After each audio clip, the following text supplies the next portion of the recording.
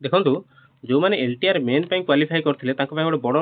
notice आसी गोटे बड़ इनफर्मेशन आसी कौन ना एग्जाम डेट प्रॉपर अनाउंस हो जाए हम से तो आसला टेंटेटिव डेट आसला बट एबे पूरा टेंटेटिव सॉरी फाइनल डेट आसी एग्जाम ऑनलाइन हम ना ऑफलाइन हम से विषय डिस्कशन करवा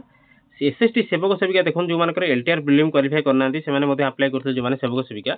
से डिस्कशन करा कि सेवक सेविका केबे एग्जाम हो पारे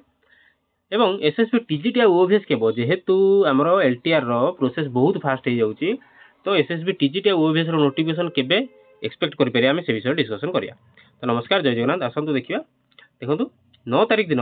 गोटे नोटिस आसी जोडा कि कॉन्फिडेंशियल बाकी केते कॉन्फिडेंशियल आपण जानि परते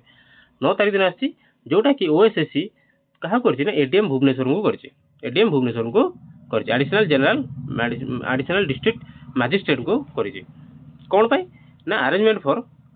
रिटिन कंडक्टिंग मेन रिटिन एग्जामिनेशन जो एलटीआर मेन रही केबे ना मे एवं जून रो सेटा नोटिस ए नोटिसटा तो कौन लिखा है भितर ना फेज देखो आपनकर दुईटा फेज रहबार थिला जो मानकर प्रिलिमिनरी हे नथिला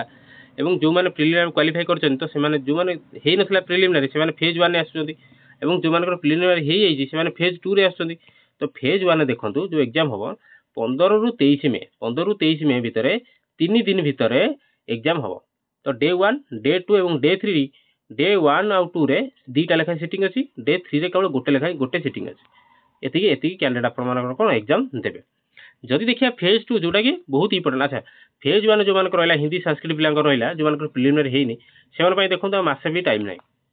आउ डेरी नक प्रिपेरेसन करूँ बसिक रही हेनी कहीं आप बहुत टफ जो कंपिटिशन बहुत हम हाई हम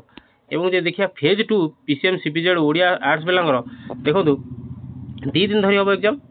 22 एवं 29 बुझे 22 जून में जो हम सेटा कौन दीटा सेटिंग हम गोटिकर अच्छी 7500 लगुच जोड़ा यहाँ कौन ना आर्ट्स पिलांगर प्रथम एटा हो आर्ट्स पिलांगर एवं डे 1 रो सिटिंग 2 रे जोड़ा सेटा सीबीजेड पिलांगर हम 4400 एटा आसीबो सीबीजेड पिलांगर 4400 पिला एग्जाम देबे तापर जे देखिए हमें 29 जून में जो फेज 2 रो सेकंड जो एग्जाम हम 29 जून में से सिटिंग 1 और सिटिंग 2 रे सिटिंग 1 अप्रोक्सीमेटली आप देवे 5100 माने 5100 पिला देवे तो एटा आसीबो कार ना कार आसीबो कोंदो पीसीएम पिलांगर आसीबो बुझला एटा आसीबो पीसीएम पिलांगर आसीबो ए एग्जाम टा पीसीएम पिलांगर हो आ जे देखिया सिटिंग 2 रे 25 जो पिला अछनी एटा आर्ट्स सॉरी ओडिया पिलांगर हो ओडिया टीजीटी पिलांगर एग्जाम टी हो तेणु एमान पाखे टाइम अच्छी सत किंतु जोरदार लगी पड़ू कहीं देखुए जो भाया प्रिलिमिनारी जो भाया कटअप जाए जो कंपिटिशन होची तो आपने हल्का केवे भी नहीं पारे तापर जो देखिया all exam centre must be in government school आ गोटे मेन पॉइंट आसी कौन ना जब गवर्नमेंट स्कूल होची ताले सब गवर्नमेंट स्कूल कौन ना कंप्यूटर तो नहीं कंप्यूटर तो जिते जोगे हेनी ये कम दिन भितर एटा 2 दिन से 3 दिन तो मत लगुच कौन ना ओएमआर मोड हम एग्जाम ओएमआर मोड हम बुझेगा तो आउ कि ना बेसी किसी कथा टाइम वेस्ट करवानी हाँ जदि देखा आम कार ना ये देखा तार ऑनलाइन की ऑफलाइन जानीगले ऑफलाइन हम एग्जाम ऑफलाइन आसूँ और आप टाइम नहीं लगी पड़ू तापर देखिए जो एसएसटी सेवक सेविका अच्छा गोटे कथा देखो पे एसएसटी सेवक सेविका पाखे टाइम अच्छी मुझे या तो मे लास्ट रु जून फास्ट भर एग्जाम करी ताहले करिवो ताहले कोन ना एप्रिल लास्ट बेलू को आपन कोन ना एग्जाम डेट नोटिफिकेशन आसी जाई पारे एना एटलीस्ट 1 मंथ तो टाइम दबो ना तेणु यही मंथ रो लास्ट सुधा आम सेवक सेविकार एसएसडी रो आम कोन नोटिफिकेशन पाई जाई पारंती